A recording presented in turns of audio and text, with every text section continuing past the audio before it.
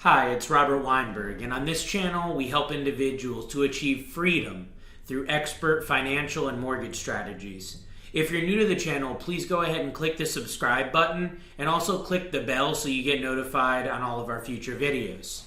In today's lesson, I want to talk about using your mortgage as a financial tool and specifically using your mortgage for financial arbitrage. You may have never heard of this term financial arbitrage, but it's actually exactly how the banks make money. So let me give you kind of a high-level overview. What arbitrage is borrowing at one rate and investing at another rate. So basically, in a nutshell, you borrow at 3% and invest at 5%, you make the difference. This is exactly how banks make money, because think about it. They borrow money from us as depositors at 0.1 or 0.5% if you're lucky, maybe 1%.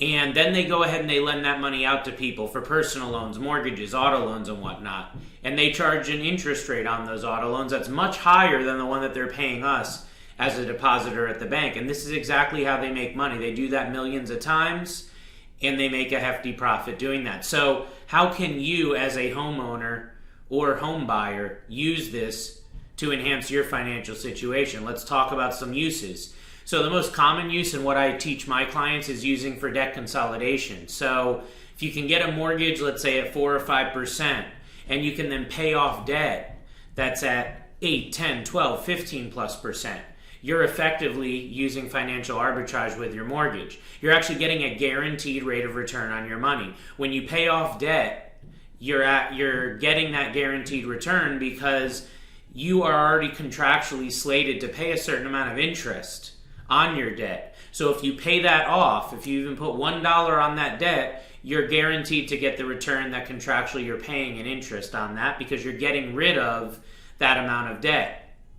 So this is why debt consolidation using a mortgage is so popular and why so many people understand this on a basic level, because you can really make a huge financial impact in not only saving interest, but also saving monthly payments. So that's the number one way that I teach clients to use financial arbitrage with their mortgage, is through debt consolidation.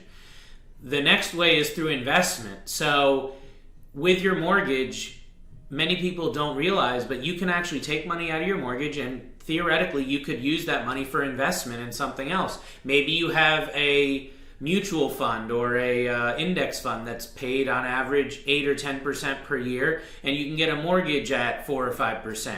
So you can make that spread just like the banks do with your money.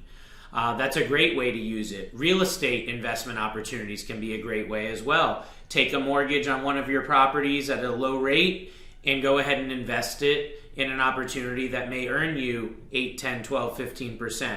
And I'm using those numbers as a basic idea, but this strategy even works if the interest rate is as little as a 1% difference. So if you took a mortgage at 5% and you earn 6% on your money, that could be an effective way to use that financial arbitrage.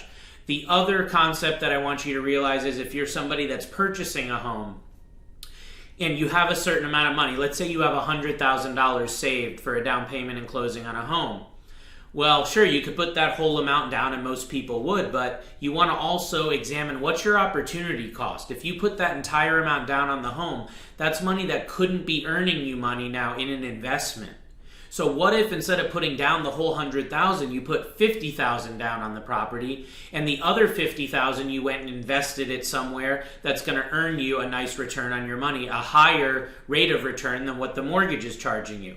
That's a very lucrative way you could use this concept for your actual benefit. So I hope this helps, and I hope that you'll share this with others that may benefit from these strategies. I hope you learned something today, and if so, please go ahead and leave your comment below. As always, I appreciate you watching this. You can call or text my office for any advice, or if you need help implementing these strategies yourself. Also, please follow me on my social media platforms, where I put out many different videos each week and content to help you in your pursuit of financial freedom. Hope it helps, and we'll see you soon. Take care.